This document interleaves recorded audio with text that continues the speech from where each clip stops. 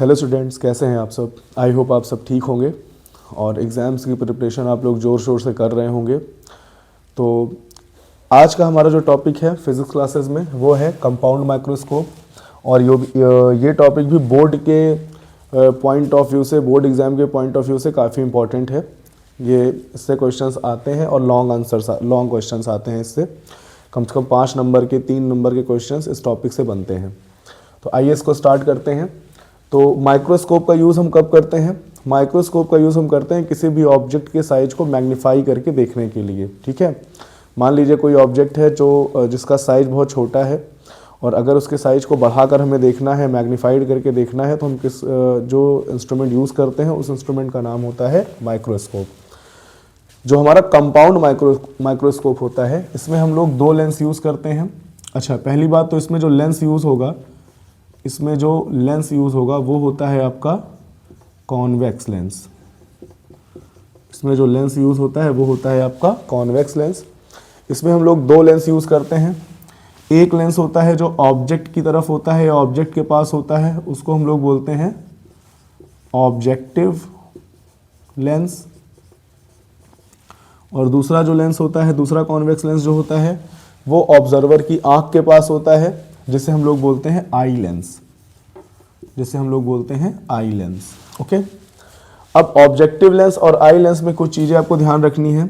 Objective lens का जो size होता है या इसका जो अपर्चर होता है, इसका जो साइज या अपर्चर होता है वो आई लेंस के साइज या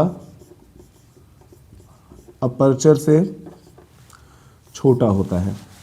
तो आप देख सकते हो ऑब्जेक्टिव लेंस का साइज या अपर्चर छोटा होता है, जबकि आई लेंस का साइज या अपर्चर कंपैरेटिवली बड़ा होता है। ठीक है, दूसरी इंपॉर्टेंट बात, ऑब्जेक्टिव लेंस का जो फोकल लेंथ है उसको हम लोग मान लेते हैं एफओ से रिप्रेजेंट कर दें। अगर F for focal length, O for objective lens.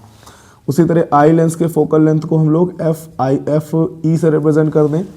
तो यहाँ पर एक इंपॉर्टेंट बात आपको याद रखनी है कि कंपाउंड माइक्रोस्कोप में आपका जो ऑब्जेक्टिव लेंस है उसकी जो फोकल लेंथ होती है वो आई लेंस की फोकल लेंथ के कंपैरिजन में स्मॉल होती है। तो ये दोनों चीज़ें आपको ध्यान रखनी है।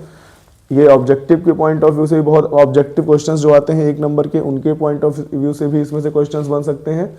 और जब हम इसका रे डायग्राम बनाएंगे तो रे डायग्राम में ये सारी जानकारी यूज़ करेंगे जो कि इंपॉर्टेंट है। ठीक है, तो अब इसके रे डायग्राम पे आ जाते हैं। मैं आपको समझाना चाहता हूँ, ये चीज़ आप ध्यान से समझ लेना कि ऑब्जेक्टिव लेंस का जो साइज होगा वो आई लेंस के साइज से छोटा होगा। ऑब्जेक्टिव लेंस की जो फोकल लेंथ होगी वो आई लेंस के फोकल लेंथ से छोटी होगी। अब आइए इसका रे डायग्राम बनाते हैं। तो सबसे पहले हम लोग ऑब्जेक्टिव लेंस बना लेते हैं। ऑब्जेक्टिव लेंस जो होता है वो कहाँ पे रहता है? वो रहता है ऑब्जेक्ट की तरफ। तो ये हमने ऑब्जेक्टिव लेंस बना लिया। ऑब्जेक्टिव लेंस का साइज थोड़ा सा हम लोग छोटा रखेंगे in comparison to eye lens. जो आपका ऑब्जेक्टिव लेंस का साइज होगा वो स्मॉल रहेगा। तो हम लोग इस तरह से बना लेते हैं। ये हमारा आई लेंस है, ये हमारा प्रिंसिपल एक्सिस हो गया, ये हमारा प्रिंसिपल एक्सिस हो गया। अब इसकी फोकल लेंथ हम लोग ले लेते हैं, सपोज करिए यहाँ पे इस तरीके से फोकल लेंथ हम इसकी ले लेते हैं। तो मान लीजिए कोई ऑब्जेक्ट हमने यहाँ पे रख दिया, ध्यान से समझिएगा, इसका रे डायग्राम बहुत इंपॉर्टेंट है। ये हमने यहाँ पर कोई ऑब्जेक्ट रख दिया ए बी। ओके, कोई ऑब्जेक्ट रख दिया यहाँ पे हमने ए बी। अब इसकी इमेज हमें फॉर्म करनी है। तो यहाँ पे ये जो पॉइंट होगा ये ऑब्जेक्टिव लेंस का फोकल पॉइंट हो जाएगा और ये जो पॉइंट होगा ये ऑब्जेक्टिव लेंस का ऑप्टिकल सेंटर हो जाएगा। ठीक है, और इस लेंस को नाम दे देते हैं हम लोग ऑब्जेक्टिव लेंस। ओके, इस वीडियो को पूरा देखने की कोशिश करिएगा, इसको स्किप मत करिएगा, क्योंकि इस वीडियो में डायग्राम जो है वो बहुत इंपॉर्टेंट है। डायग्राम अगर आप बनाना सीख जाओगे तो आप इसका डेरिवेशन आसानी से कर लोगे। तो डायग्राम का एक एक स्टेप ध्यान से देख लेना, मैं एक एक स्टेप आपको समझाऊंगा। ठीक है, अब अगर हमें इमेज बनानी है तो हमें मिनिमम 2 रेज को मीट करवाना पड़ेगा। तो 2 रेज को मीट करवाने के लिए पहले हम 2 रेज निकाल लेते हैं। सपोज करिए इस ए पॉइंट से हम 2 रेज निकालते हैं। एक रे जो आती है जो कि प्रिंसिपल एक्सिस के पैरेलल है ये रे, तो ये जब रिफ्रैक्ट होगी तो कहाँ से क्रॉस करेगी, फोकल पॉइंट से क्रॉस करेगी ऑब्जेक्टिव लेंस के। दूसरी रे आएगी ऑप्टिकल सेंटर से, इस तरीके से दूसरी रे आपकी आएगी ऑप्टिकल सेंटर से। एग्जाम में आप लोग जब भी ये डायग्राम बनाना तो आप लोग स्केल का यूज़ करना, तो ये लाइंस जो है आपकी वो एकदम एग्जैक्ट बनेंगी। तो सपोज करिए ये रेज इस पॉइंट पे एक दूसरे को कट कर रही हैं, ठीक है। तो जहाँ पे दो रेज एक दूसरे को कट करेंगी वहीं पे इमेज बनती है, ठीक है। तो ऑब्जेक्टिव लेंस ने इस ऑब्जेक्ट ए बी की इमेज यहाँ पे बनाई, तो इस तरह से हम इसको शो कर देते हैं। हमने इसको शो कर दिया यहाँ पे इस तरीके से। तो ये हो गया इमेज हमारा ए डैश बी डैश, ओके। अब लेंस के बारे में एक चीज़ आप याद रखना कि अगर लेंस से हमें मैग्नीफाइड इमेज बनानी है तो जो ऑब्जेक्ट है हमारा वो कहाँ पर होना चाहिए, वो हमेशा लेंस के फोकल पॉइंट, ओके, लेंस के फोकल पॉइंट और लेंस के ऑप्टिकल सेंटर के बीच में होना चाहिए, ठीक है। तो ये हमारा जो ऑब्जेक्टिव लेंस ने ये जो इमेज बनाई है, ये इमेज हमारे आई लेंस के लिए ऑब्जेक्ट का काम करेगी। इस लाइन को आप समझ लो ध्यान से। ये जो ऑब्जेक्टिव लेंस ने जो इमेज बनाई है, ये इमेज आई लेंस के लिए किसका काम करेगी, ऑब्जेक्ट का काम करेगी, ठीक है।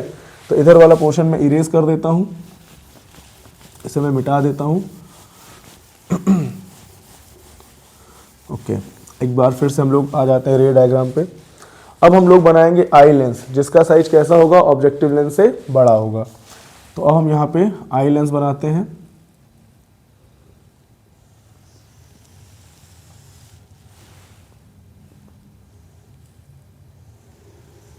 ये हमारा बन गया आई लेंस, ओके।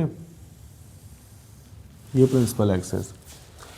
अब यहाँ पे ध्यान रखना, ऑब्जेक्टिव लेंस का जो इमेज है वो हमारे इस आई लेंस के लिए, वो हमारे इस आई लेंस के लिए ऑब्जेक्ट का काम करेगा। ऑब्जेक्टिव लेंस ने जो इमेज बनाई है वो आई लेंस के लिए ऑब्जेक्ट का काम करेगी।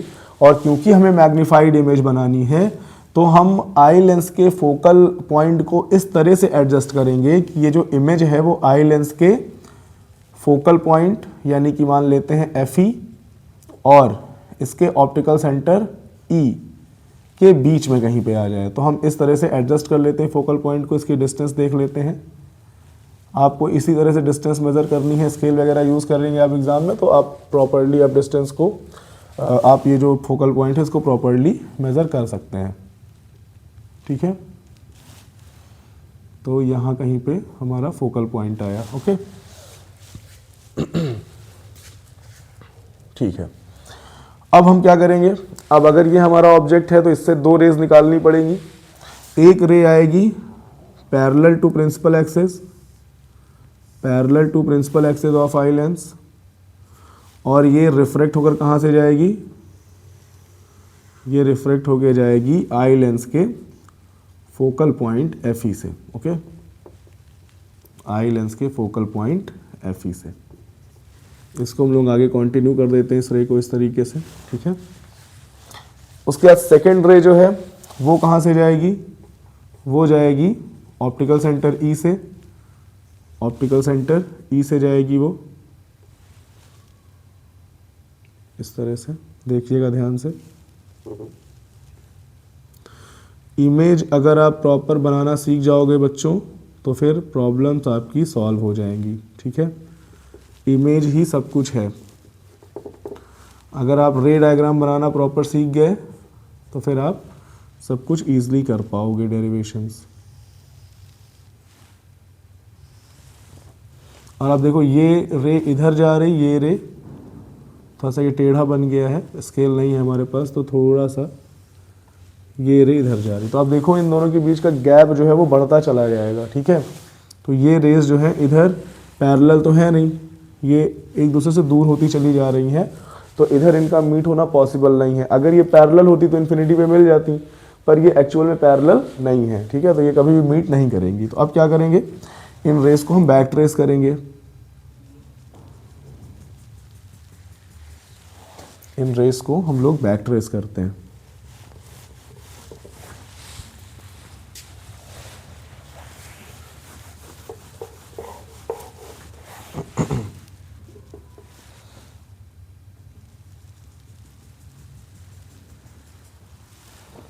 इन रेस को जब बैक ट्रेस करेंगे तो ये यहाँ कहीं पे एक दूसरे से मीट कर रही हैं। ओके,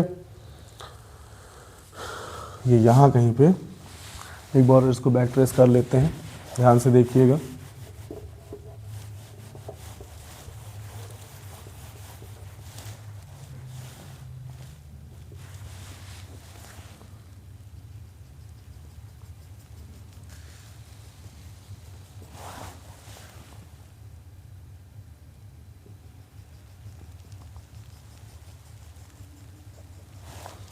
इस पॉइंट पे देखिए ये रेज आके मीट कर रही हैं, ठीक है।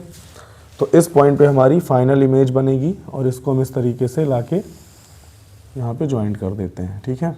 ये है ए बी और हमारी जो फाइनल इमेज बनेगी उसको हम नाम दे देंगे ए डबल डैश और यहाँ पे ये हमारा हो जाएगा बी डबल डैश। ओके, तो अब ये हमारी फाइनल इमेज बन गई यहाँ पे A double dash B double dash, और आप देख सकते हो ऑब्जेक्ट का साइज ये था और ये मैग्नीफाइड इमेज बन गई हमारी, ठीक है। अब देखो यहाँ पर हमें दो एंगल्स देखने हैं, ठीक है ना।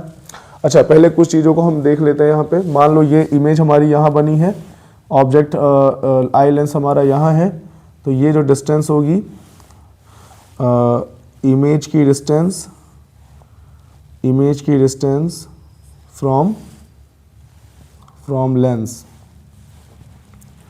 ये हो जाएगी आपकी VE,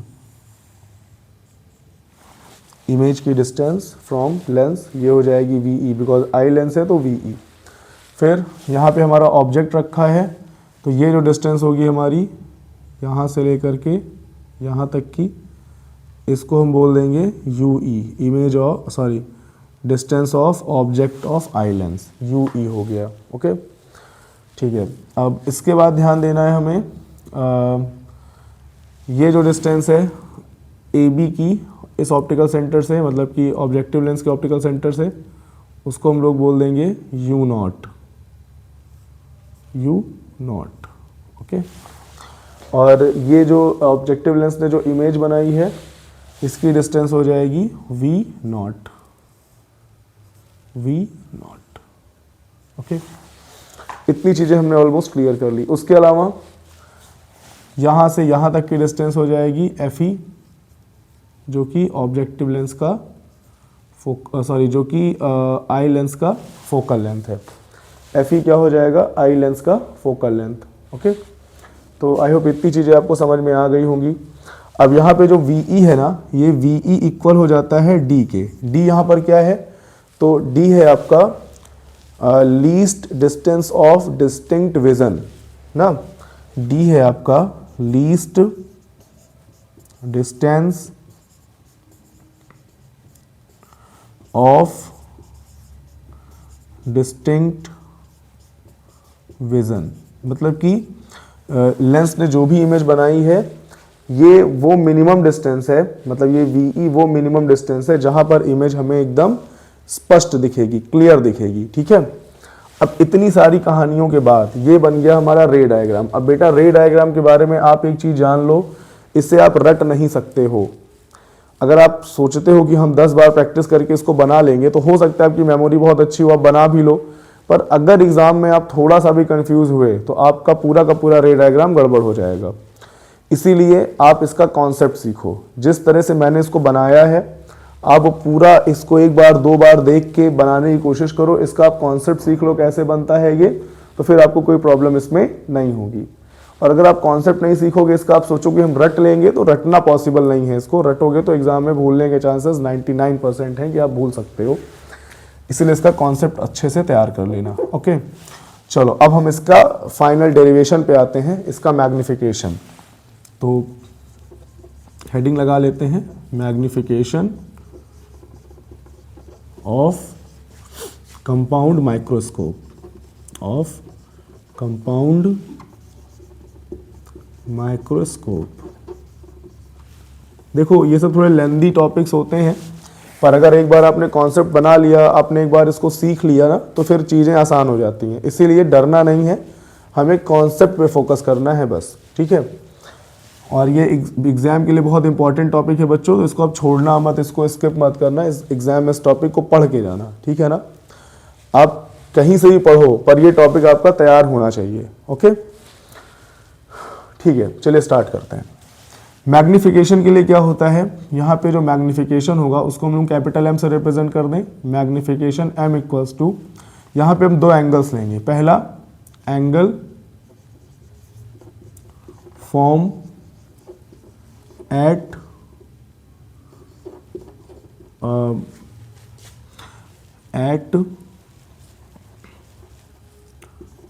आई बाई इमेज, और सेकेंड इसको हम लोग बीटा से रिप्रेजेंट करेंगे इस एंगल को। Second angle form at eye, और यहाँ पे भी कर देते हैं इस चीज़ को आई और ऑप्टिकल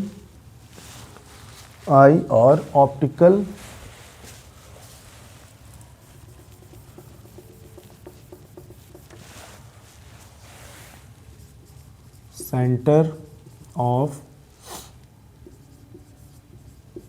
आई लेंस, इसको हम लोग बीटा से रिप्रेजेंट करते हैं। एंगल फॉर्म एट आई और ऑप्टिकल सेंटर ऑफ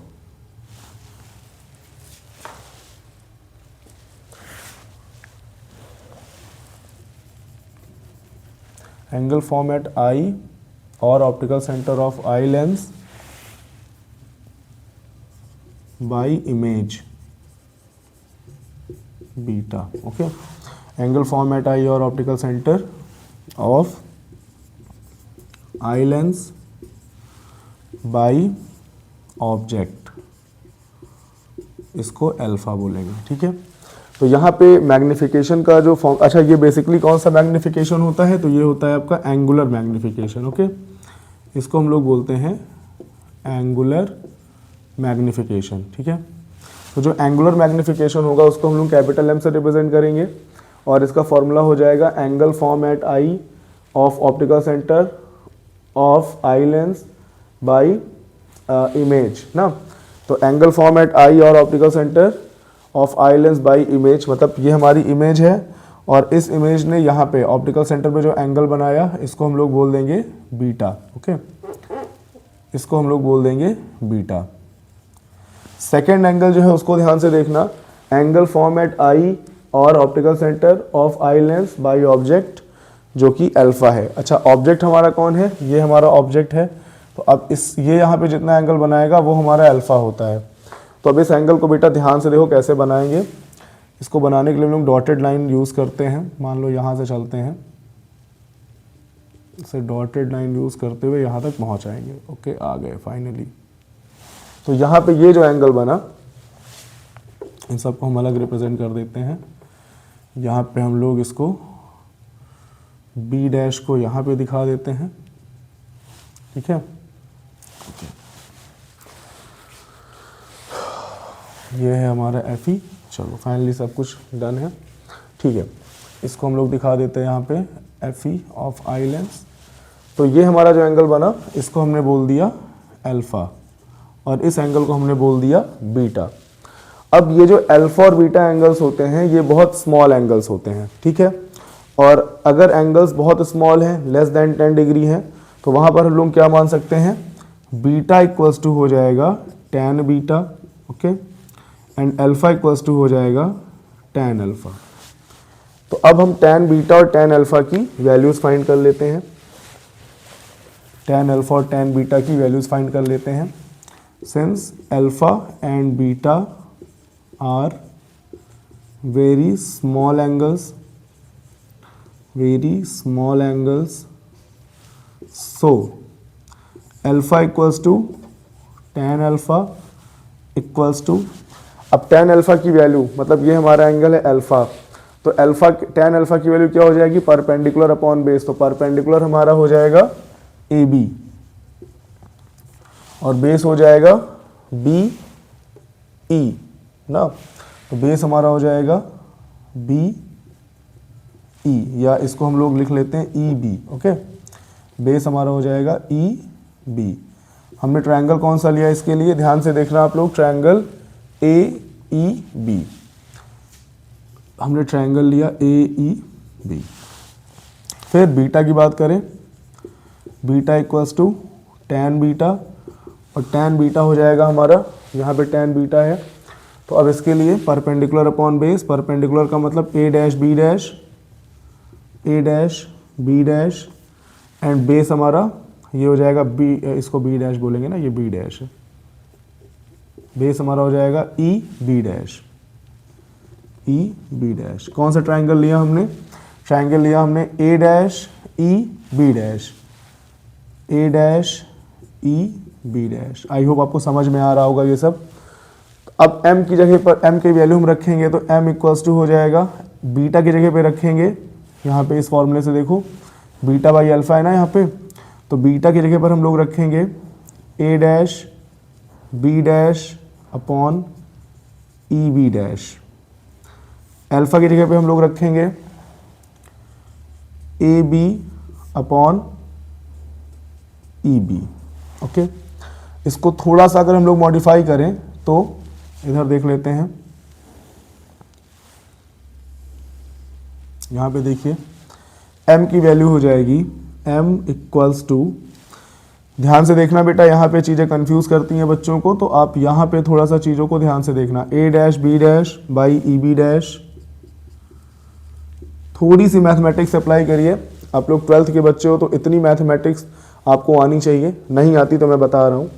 यहाँ पे जो ये ई बी है, ये जब ऊपर जाएगा तो न्यूमरेटर के साथ मल्टीप्लाई हो जाएगा, यहाँ पर ये ई बी यहाँ पर आ जाएगा, अपॉन ये जो ए बी है अपनी पोजीशन पे ही रहेगा, upon A B.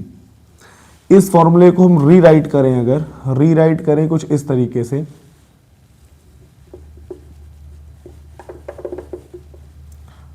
Capital M equals to a dash b dash upon A B into E B upon E B dash.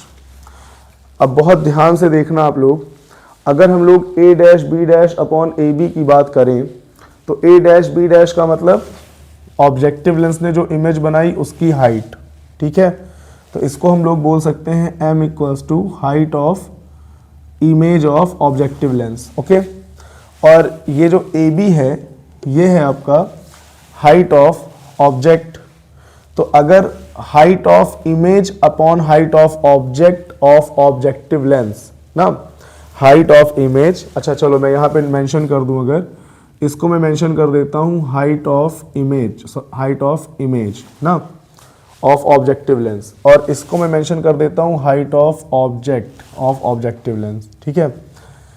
इसको मैं मेंशन कर देता हूँ height of image of eye lens, और ये हमारा height of object of eye lens हो जाएगा। अभी इसको थोड़ा सा ध्यान से देखिए आप, तो बेसिकली जो हमारा a dash B dash by A B है, आप यहाँ देखो ये हो जाएगा height of image upon height of object, ये हो जाएगा ऑब्जेक्टिव लेंस के मैग्निफिकेशन का फॉर्मूला।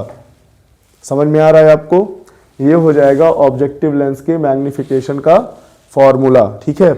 और जब हम लोग लेंस के मैग्निफिकेशन का फॉर्मूला पढ़ते हैं तो वहाँ पर height of image upon height of object equals to हो जाता है length distance of image upon distance of object, distance of image upon distance of object, ठीक है। समझ में आ रही है बात, height of image upon height of object, ये ऑब्जेक्टिव लेंस की बात कर रहा हूँ, height of image upon height of object, ये हो जाएगा ऑब्जेक्टिव लेंस के मैग्निफिकेशन के बराबर, और height of image upon height of object बराबर हो जाएगा ऑब्जेक्टिव लेंस का जो इमेज है उसकी डिस्टेंस अपॉन ऑब्जेक्टिव लेंस में जो हमारा ऑब्जेक्ट था उसकी डिस्टेंस के रेशियो के बराबर, ठीक है। तो बेसिकली यहाँ पर हम क्या लिख सकते हैं, यहाँ पे हम लिख सकते हैं a dash B dash by A B की जगह पर हम लिख सकते हैं v naught by U naught, ठीक है। इसको हम यहाँ पे मेंशन भी कर देते हैं, यहाँ पे मैं मेंशन कर देता हूँ, यहाँ पे देख लो आप लोग, ऐसे नोट डाल के मैं मेंशन कर देता हूँ, A dash B dash upon A B equals to, ध्यान देना बेटा ये क्रूशियल पॉइंट है, बहुत इंपॉर्टेंट पॉइंट, अगर आप यहाँ पे आप थोड़ा सा भी कंफ्यूज हो जाओगे तो चीज़ें गड़बड़ हो जाएंगी। A dash B dash objective lens के इमेज की हाइट है और ए बी ऑब्जेक्टिव लेंस के ऑब्जेक्ट की हाइट है, और इसका रेशियो होता है ऑब्जेक्टिव लेंस के मैग्निफिकेशन के बराबर, और इसको हम इक्वेट कर सकते हैं distance of image upon distance of object के इक्वल ना। तो यहाँ पे ये आ जाएगा आपका distance of image upon distance of object of objective lens into यहाँ पे EB क्या है, EB को ध्यान देना, EB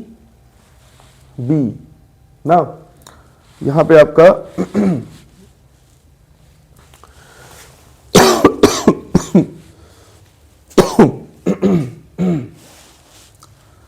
अब यहाँ पे एक बहुत इंपॉर्टेंट चीज आपको ध्यान देनी है कि आपका जो EB है ये बराबर हो जाएगा VE के। देखो जैसे यहाँ पे आप देखो ये जो EB, अब आपको लग रहा होगा कि A डैश B डैश हमारा जो VE है वो तो A डैश B डैश है, लेकिन आप जान लो कि ये A डैश B डैश और AB ऑलमोस्ट सेम है, मतलब जो इनके बीच का जो ये गैप दिख रहा है आपको, ये नेग्लिजिबल इसको मानेंगे, और हम यहाँ पे EB को मान लेंगे ऑलमोस्ट VE के इक्वल। ओके, इसको हम मान लेंगे ऑलमोस्ट VE के इक्वल अपॉन EB डैश किसके इक्वल हो जाएगा, EB डैश हमारा इक्वल हो जाएगा, आप देखो EB डैश का मतलब यहाँ पे UE, ये हो जाएगा UE के इक्वल।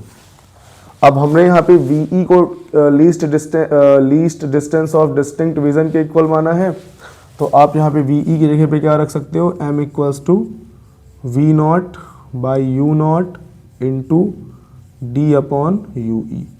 तो ये आपका बन गया जनरल फार्मूला। अब इस जनरल फार्मूले को थोड़ा मॉडिफाई हम कर सकते हैं, तो ये आपका बेसिक फार्मूला बन गया, जनरल फार्मूला बन गया। इसको आप वीडियो को पॉज करके नोट कर लीजिएगा। इसके बाद हम इसका अगले स्टेप पे चलते हैं। अगला स्टेप इसका क्या होगा, देखिए ये सब मैं इरेज कर रहा हूं।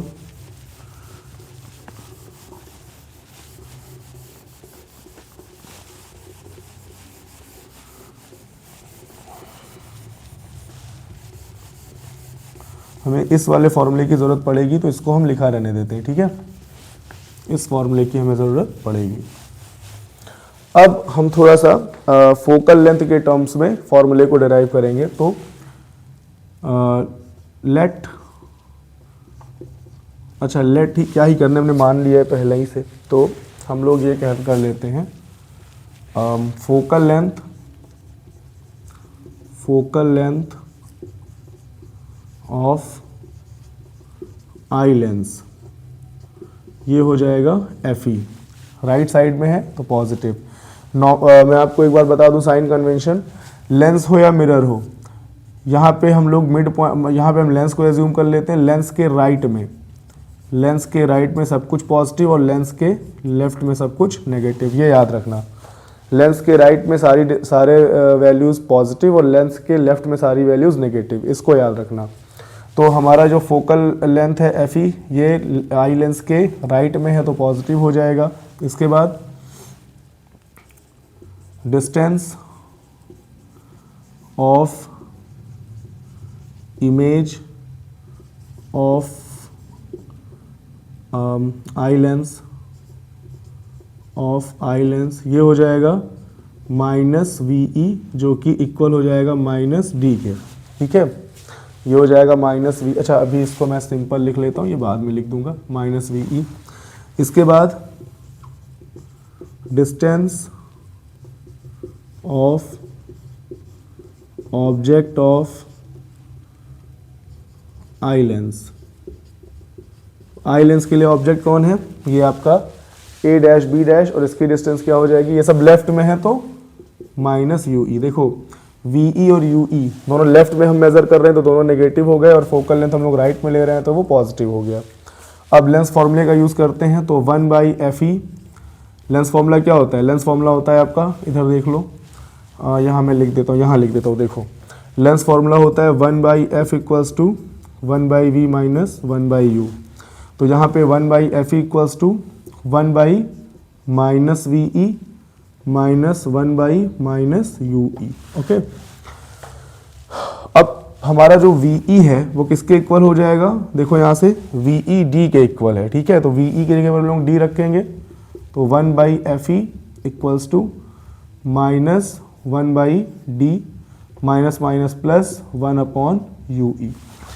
अब यहाँ पे आप देखो हमारे पास जो फाइनल फॉर्मूला है वहाँ पे D/ue है ना, और यहाँ पर हमारे पास D और UE दोनों है। तो अगर हम ये रेशियो की वैल्यू निकाल लें और उसको लाकर यहाँ इसको इक्वेशन 1 मान लेते हैं, D/ue की वैल्यू निकाल कर इक्वेशन 1 में पुट कर दें तो हमें एक और फॉर्मूला मिल जाएगा फोकल लेंथ के टर्म में, ठीक है। तो क्या करेंगे इसके लिए, हम लोग 1/fe इक्वल्स टू, यहाँ पे हम लोग 1/d कॉमन ले लेते हैं। 1/d कॉमन लेने पर क्या बचेगा हमारे पास, यहाँ पे तो हमारे पास बच जाएगा आई थिंक 1/ue को हम लोग एज इट इज़ रखते हैं, नहीं देखो 1/ue है, इसमें तो d है नहीं कहीं पे, तो अगर हम 1/d कॉमन लेना चाहते हैं तो d से ऊपर मल्टीप्लाई करना पड़ेगा, नीचे डिवाइड करना पड़ेगा, ठीक है। तो यहाँ से 1/d पूरा आ गया -1 और प्लस यहाँ पे जब हम कॉमन लेंगे तो नीचे वाला d कॉमन में चला आया और ऊपर वाला d बचेगा, तो यहाँ आ जाएगा d/ue। अब ये d इधर क्रॉस मल्टीप्लाई हो जाएगा, ये हो जाएगा d/fe, ये -1 जब इधर आएगा तो +1 हो जाएगा और इक्वल्स टू बचेगा आपके पास d/ue। तो यहाँ पे देखो d/ue इक्वल्स टू हमारे पास वैल्यू आ गई, d/ue की वैल्यू हमारे पास यहाँ से आ गई। ये वैल्यू जो आई है, ये वैल्यू हमारे पास जो आई है, इसको हम लोग कहाँ पुट करेंगे, यहाँ पे पुट करेंगे, ठीक है। सो फाइनल फॉर्मूला हमारे पास बनेगा capital M equals to V0/u0 as it is रहेगा, ओके। और जो D/ue है उसकी जगह पे हम रख सकते हैं 1 + d/fe, ठीक है। तो ये आपके माइक्रोस्कोप का फॉर्मूला हो गया, डेरिवेशन हो गया इस तरीके से। आई होप आपको समझ में आया होगा। थोड़ा लेंदी वीडियो है ये टॉपिक भी थोड़ा लेंदी है। आप रे डायग्राम पे फोकस करना, अगर आप रे डायग्राम अच्छे से बना पाओगे देन आप सब कुछ सॉल्व कर लोगे, ठीक है। अब यहाँ पर एक केस और बनता है कि अगर आपकी इमेज इन्फिनिटी पे बनती हो, इमेज अगर इन्फिनिटी पे बनेगी तो यहाँ पे ये वैल्यू इनफाइनाइट हो जाएगी, ठीक है। और ये वैल्यू इनफाइनाइट होने के बाद आपके पास एक केस बनेगा, वो केस आप खुद अपने से सॉल्व करना, मैं नेक्स्ट लेक्चर में उसको आपको समझाऊंगा। पर अभी के लिए मैं वो आपको एज ए असाइनमेंट या एज अ होमवर्क दे रहा हूँ, आप उसको सॉल्व करिएगा और सॉल्व करके कमेंट बॉक्स में मुझे बताइएगा। बहुत इजी है, ज़्यादा टफ नहीं, आप कर पाओगे। अगर आप थोड़ी भी प्रैक्टिस करोगे इस वीडियो को देखने के बाद, इस डेरिवेशन को करने के बाद, तो आप यहाँ पे मैं आपको बता भी दे रहा हूँ भाई इमेज इन्फिनिटी पे बन रही है यानी VE इनफाइनाइट हो जाएगा। फिर यहाँ से आप कंडीशंस अप्लाई करो, क्या कंडीशंस लगेंगी, कैसे लगेंगी, आप उसको सॉल्व करो, ठीक है। तो थैंक यू सो मच, अगले वीडियो में फिर मिलेंगे। किसी तरह का कोई दिक्कत हो वीडियो में तो आप कमेंट करके बता सकते हो, कोई सजेशंस हो तो वो भी आप बता सकते हो। Thank you so much.